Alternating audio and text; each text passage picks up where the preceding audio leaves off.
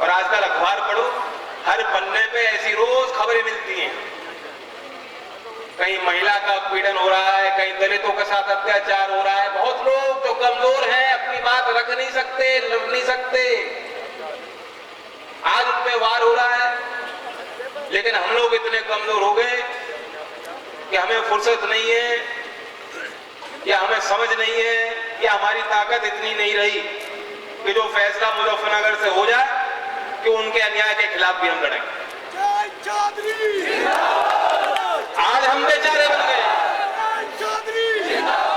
रुक जाओ रुक जाओ, आज हम बेचारे हैं। कब भाव मिलेगा, मिलेगा नहीं मिलेगा, गन्ना डाला है और किसानों में फूट पड़ जाती है। अब मिलों के चलने का समय।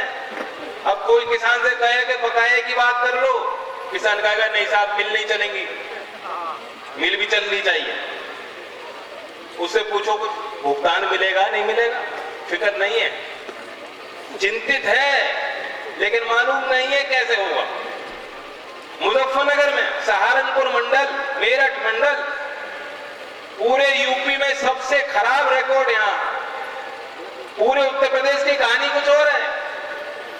280 का भुगतान हो गया और यहां 50 रुपए छोड़ दीजिए, 230 रुपए का भी नहीं हुआ।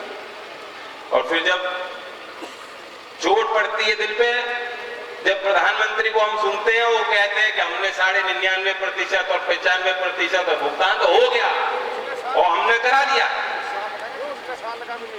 तो ये सोचो 3 साल से भाग नहीं बढ़ा।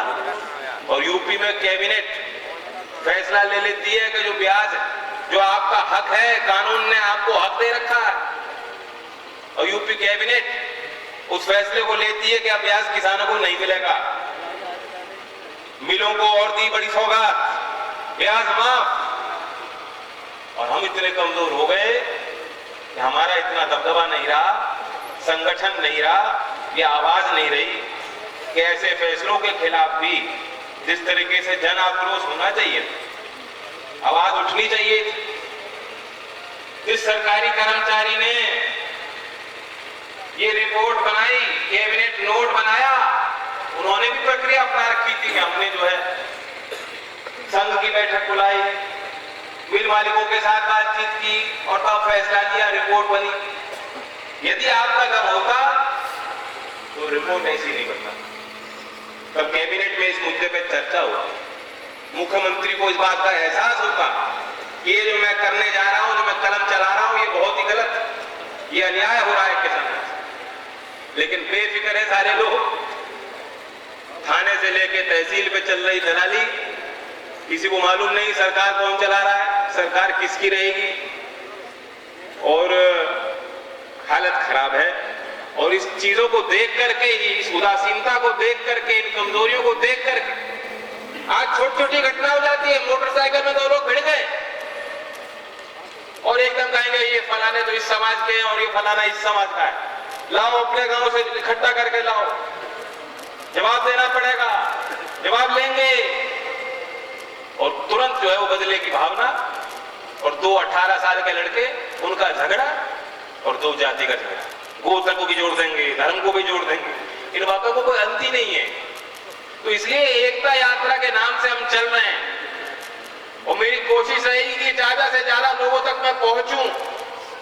झगड़ा फसाद, जिस आदमी ने चौधरी चरण सिंह जी के उस समीकरण को, सोच को सही रूप से समझा, माना, स्वीकारा और अपनाया हो, वे कभी झगड़ा फसाद पसंद नहीं कर सकते। हमारे खून में नहीं है, हमारे चरित्र में नहीं है, ना तो आज है ना कभी रह सकता।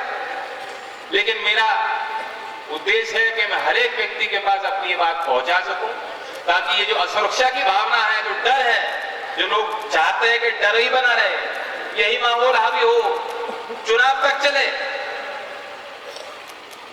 तो उस अंधकार से छुटकारा दिलाने के लिए, लोगों को उम्मीद देने के, देखिए चुनाव करीब आ रहा है, हम लोगों के अपने अलग मुद्दे हैं, बिल्कुल अलग हैं।